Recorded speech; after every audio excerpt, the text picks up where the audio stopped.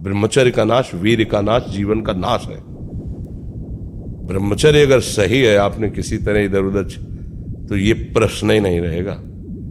जिधर दृष्टि डालोगे उधर जय होती चली जाएगी। आजकल के बच्चे नौजवान इसको मनोरंजन समझते हैं और उनको सलाह भी ऐसी मिलती है कि हम जैसे बोल रहे हैं ब्रह्मचर्य के लिए, तो डॉक्टर और आपको जो इधर सांसारिक प्रोत्साहन देने वाले हैं वो आपको सलाह देंगे।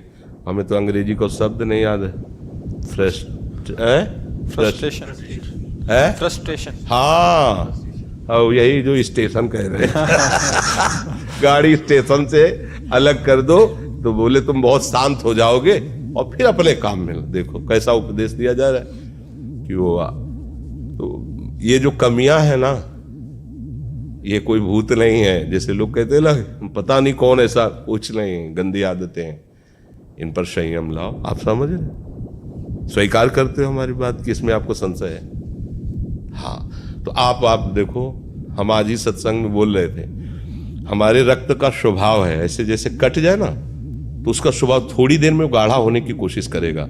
यदि कहीं फ्लो वाली नस कट गई तब तो आपको वहां डॉक्टरी की जरूरत है।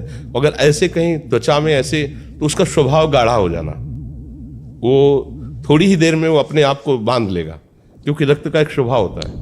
अगर वो बाहर किसी तरह भी आया तो ठंडा होकर गाढ़ा हो जाएगा, वो रोक लेगा। इसकी आखिरी परिणति है वीर्य, वो स्वयं से नहीं निकलता, वो इससे भी गाढ़ी वस्तु है, वो घर्षण से निकलता है।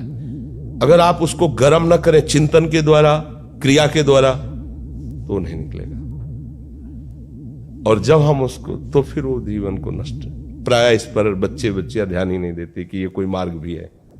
और परिणाम क्या होता है कि फिर वो संसार में, जिसे डिप्रेशन कहते हैं, मानसिक रोग से ग्रसित हो जाते हैं, क्योंकि इसका परिणाम यही है।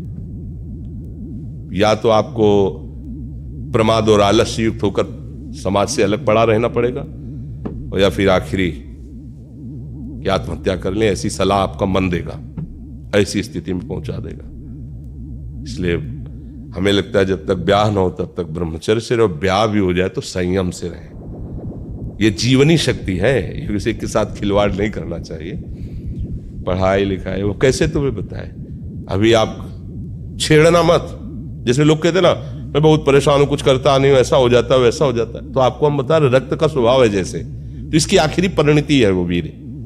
उसका स्वभाव नहीं है बहना, उसका स्वभाव ऐसा है, उसको जब तक ताप नहीं लगेगा तब तक वो बाहर नहीं हो सकता। आपने गलत अभ्यास किया, माना 2-4 महीने 5 महीने वो अपने अभ्यासवश पतित होगा, लेकिन आप छोड़िए, उसका चिंतन छोड़िए, उसकी क्रिया छोड़िए, अपने आप वैसे हो जाएगा। जैसे रक्त है, आप 1 महीने में देना शुरू करो, जो देने का नियत कितना, 100-200 ग्राम 500 ग्राम जो भी दिए, 300 जो भी आप दीजिए, हर महीने तैयार हो जाएगा। और आप ना दीजिए तो आपके शरीर को अभ्यास हो जाएगा, आप दीजिए तो शरीर को अभ्यास हो जाएगा। वो शरीर, अगर आप रोज 300 तो फिर क्या होगा, आप मर जाओगे। समझ रहे हो ना, ऐसे शरीर की क्षमता, जैसे डॉक्टर जन के देखते हैं तुम्हारी क्षमता नहीं खून देने की, चलिए, क्योंकि अगर निकाल लोगे क्षमता नहीं तो उसकी हानि हो जाएगी। हाँ, तुम्हारी क्षमता है, तुम्हारे अंग ठीक है, तुम स्वस्थ हो, महीने में ऐसा या जो समय अवधि सोचो, रक्त की आखिरी परिणति वो है वीर। और आप क्या कर रहे हैं, रोज कई बार, आपका परिणाम क्या होगा? अगर रोज वो खून निकाला जाए तो आदमी की हालत क्या हो जाएगी? खून की आखिरी परिणति है, अन्न रस जो हमने पाया उसकी परिणति धीरे धीरे परिवर्तित होते हुए मांस, मज्जा, रक्त, इनके वो आखिरी सप्तम धातु है वीर। और उसके साथ ऐसा खिलवाड़, कैसा जीवन होगा आपका? तो इस पर कोई विचार ही नहीं करता, समझता है ये तो केवल बाबा जियों का विषय। नहीं, आप मनुष्य शरीरधारी हो, आपको भी संयम से चलना है। और जब तक ब्याह हो तब तक तो संयम से ही चलना चाहिए। बच्चियों को तो गृहस्थी में अच्छे गृहस्थ बनेंगे जाकर, फिर उनकी हानि नहीं हो पाएगी उतनी।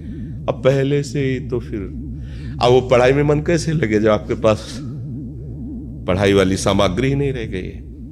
पहले क्या होता था, जैसे गुरुकुल में स्मृति आपकी कमजोर हो रही है, तो मेधा शक्ति बलवान करने के लिए ब्राह्मी उसको पिलाई जाती थी, ब्राह्मी है, ये चीजें क्यों? क्योंकि उनमें इतनी शीतलता, उनमें पौष्टिकता है कि वो वीर का वर्धन करके वीर को रोकेंगी, खास बात उसमें होती थी। अब हम इस बात को ना समझ करके फ्रेंड बनाते हैं और वो विनाश का खेल खेलते हैं जो हमारी सारी सांसारिक और पारमार्थिक दोनों उन्नति का नाश कर देता है। अब उस प्रश्न का क्या उत्तर और उसके लिए क्या सलाह? आप सही ढंग से रहो, अच्छा खाओ पियो, थोड़ा व्यायाम करो, सबके प्रति पवित्र भाव, अभी आप आनंद में आने लगोगे। और जैसी आदतें आजकल हो रही, आनंद वाली तो है नहीं, ये तो पतन वाली ही है। 4 दोस्त मिलते हैं, मदिरा पान करते हैं, गांजा और तो और क्या ड्रग्स। अब बताओ क्या होगा? आप इतना विष डाल रहे हो अपने अंदर, इसलिए विषैली चीजें डाल रहे हो, ऐसी गंदी आदतें डाल, आपका जीवन क्या होगा?